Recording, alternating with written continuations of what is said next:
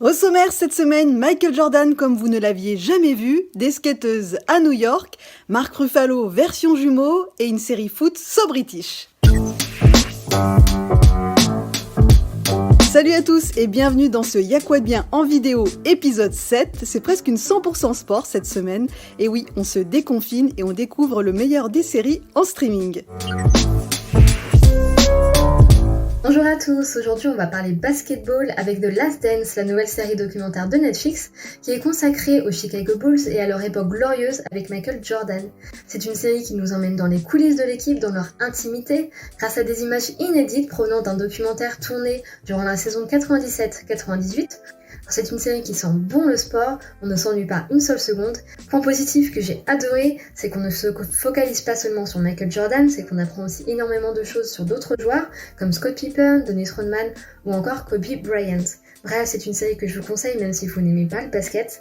The Last Dance, c'est 2 épisodes à découvrir tous les lundis sur Netflix.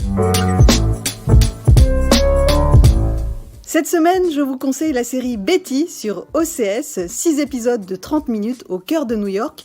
On y suit un groupe de skateuses incroyablement attachantes avec une réalisation proche du documentaire et une BO très stylée. C'est frais, c'est dans l'air du temps. Ces skateuses se retrouvent évidemment souvent au skatepark, mais on y parle de leurs amours, de leurs emmerdes. Elles vont aussi énormément sur les réseaux sociaux. Bref, c'est une série sur l'amitié, mais pas seulement sur le skate, et je vous la conseille sur OCS.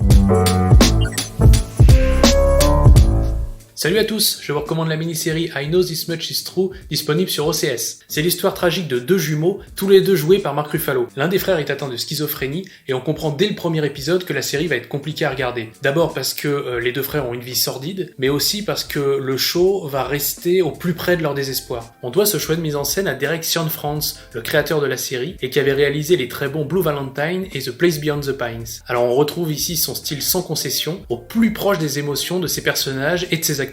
Alors c'est sûr que ce n'est pas la série qu'on regarde pour s'amuser, bien au contraire, mais la performance de Ruffalo et l'émotion qui s'en dégage valent vraiment le coup d'œil. Ça s'appelle I Know This Much Is True, c'est une série HBO et le premier épisode est disponible sur OCS. Salut à tous, moi je vais vous parler de The English Game, la mini-série qui est disponible sur Netflix. C'est la rencontre entre le créateur de Downton Abbey et le milieu du football à la fin du 19e siècle en Angleterre. Mais ça ne parle pas de la création du sport, plutôt de sa démocratisation, parce qu'à l'époque, c'était réservé à une élite, mais l'épopée d'une équipe d'ouvriers dans la Coupe d'Angleterre va changer la donne et permettre au ballon rond de devenir une passerelle entre les classes sociales. Ici, tout se joue sur le rectangle vert et c'est bien écrit et soigné en plus d'être intéressant, mais ça ne s'adresse pas qu'aux fans de football. Ça peut bien sûr aider, surtout en cette période de pause des championnats, mais on parle surtout du côté historique et social, donc je la recommande à tout le monde et avant tout aux fans de bonnes séries.